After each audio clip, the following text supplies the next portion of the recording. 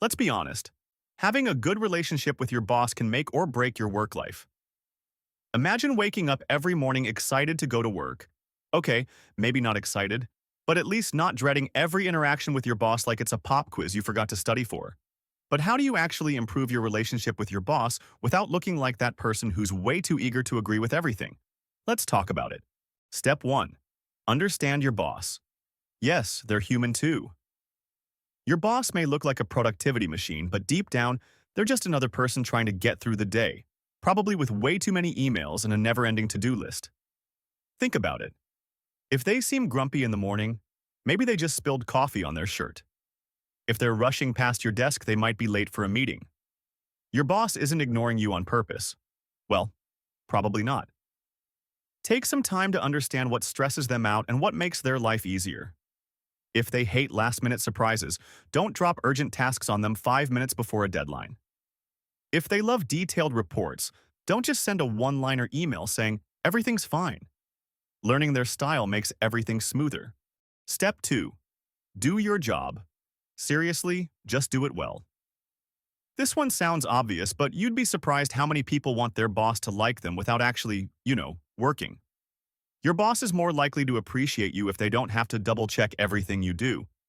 If they can trust you to handle tasks without constant reminders, congratulations. You've just made their life way easier, and that's a one-way ticket to a better relationship. Bonus points if you anticipate what they need before they even ask.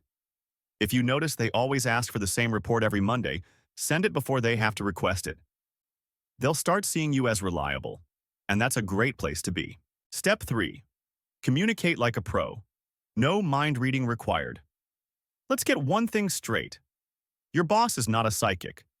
If you're struggling with something, don't just suffer in silence and hope they magically notice.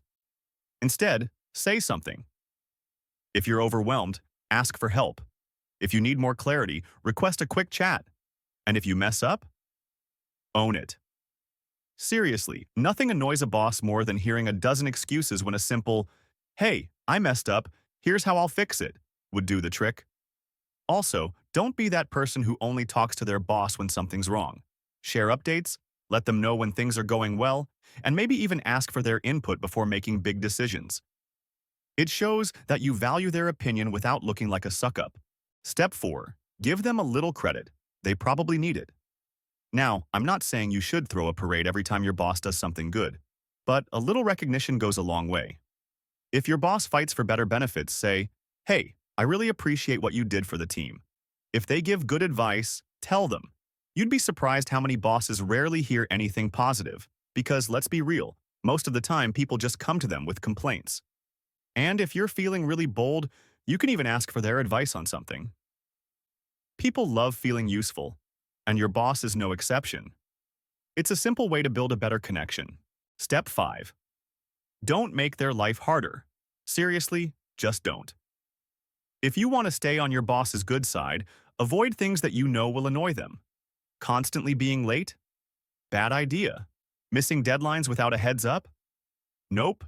Gossiping about them in the break room? Oh, absolutely not. Think of it like this. If your boss sees you as someone who makes their life easier, they're way more likely to be flexible, supportive, and maybe even like having you around. Final thoughts. Be the employee you'd want to work with. At the end of the day, your boss is just trying to get things done, just like you. The better your relationship with them, the smoother your work life will be. You don't have to be best friends. You don't have to laugh at their terrible jokes. You just have to be someone they can trust, communicate with, and count on. And who knows? Maybe one day you'll be the boss, and you'll finally understand why they drink so much coffee.